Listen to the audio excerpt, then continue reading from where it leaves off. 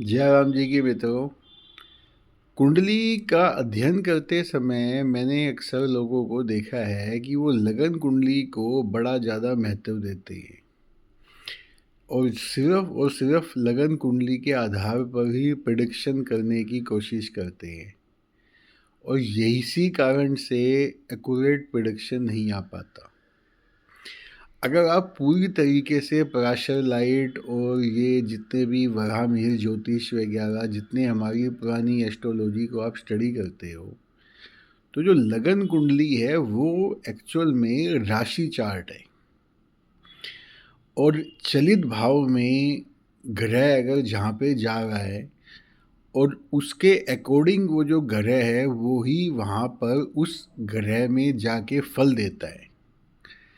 इसमें एक बड़ी देखने वाली बात ये होती है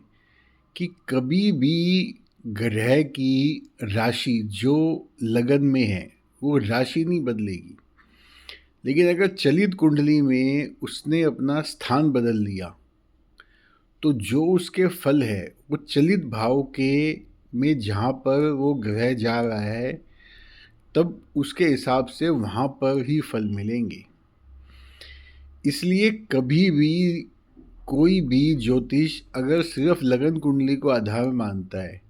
और उसके हिसाब से ही प्रिडिक्शन करता है तो उसकी प्रिडिक्शन हमेशा गलत आएगी।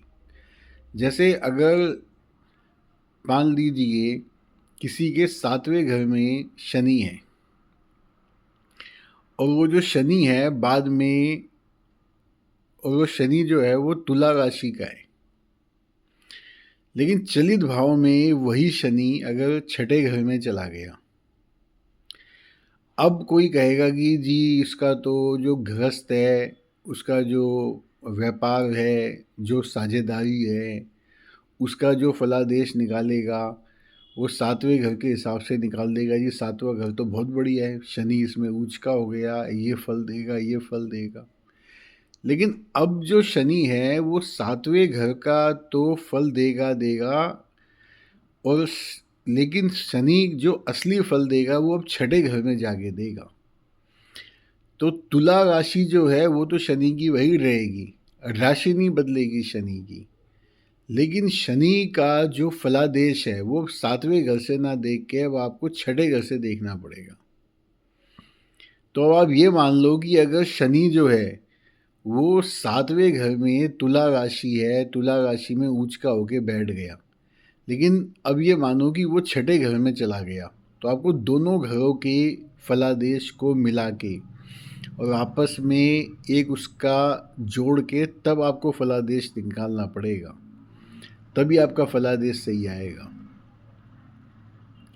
और इसके लिए आपको नवमांश चार्ट, नवमांश बड़ा महत्वपूर्ण चार्ट है। नवमांश चार्ट में अगर कोई ग्रह लगन कुंडली में उच्च का होके बैठा है और वही अगर नवमांश में जाके नीच का हो गया तो उसका बल बड़ा कम हो जाएगा। या अगर कोई ग्रह लगन कुंडली में नीच का होकर बैठ गया और चलित भाव में भी उसका घर नहीं बदला और नवमांश में वो जाके उच्च का होके बैठ गया तो उसका इतना फलादेश बदल जाएगा। कोई ग्रह जिस राशि में लगन में है उसी में नवमांश में आ गया तो वो ग्रह बड़ा मजबूत हो जाएगा, वर्गोत्तम हो जाएगा, वर्गोत्तम का फल देगा वो। तो इस तरह की चीज़ें जब भी हम प्रिडिक्शन करते हैं तो हमें इन सब बातों का बड़ा ध्यान रखना चाहिए